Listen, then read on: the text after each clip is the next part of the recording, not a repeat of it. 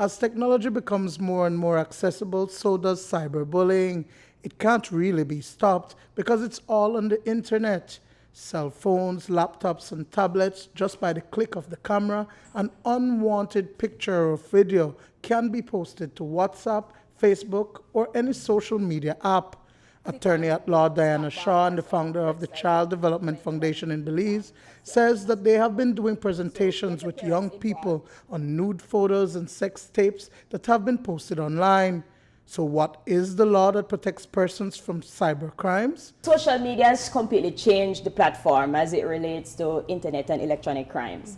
And we do have some legislation that deals with electronic crimes, but well, we are way behind on this issue because the focus has been more in preventing money laundering and trying to protect identity for the purpose of credit fraud and those kinds of things. When it comes to actual issues of sex tapes or nude pictures, this is a new area. Belize has some basic provisions in the criminal code. We do have a provision that deals with child pornography. So the actual making of a sex tape that involves children or depicts images of children is punishable as a crime. The distribution of it is a separate event. Now the age of sexual consent is 16, and if there is a sex tape, without focusing on the act of distribution, the police can act by first looking to see if there is sexual activity against an underaged person. That's unlawful sexual intercourse, and the sex tape becomes evidence for the prosecution. If the person is 16, then the issue of consent arises. Did the person consent to the sexual activity that's depicted in the tape?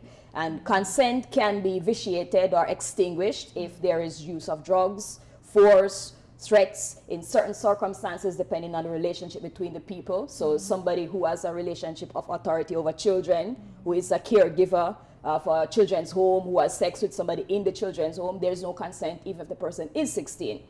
So the police first look at that to see if there are actually sexual offenses such as rape or unlawful sexual intercourse that's actually being depicted. And then regardless of even if they consented to the distribution, that can still be actionable. The touching of a child on the buttocks or breasts is a sexual assault, and it is a criminal offense to even depict a person undressing and getting naked in front of a child.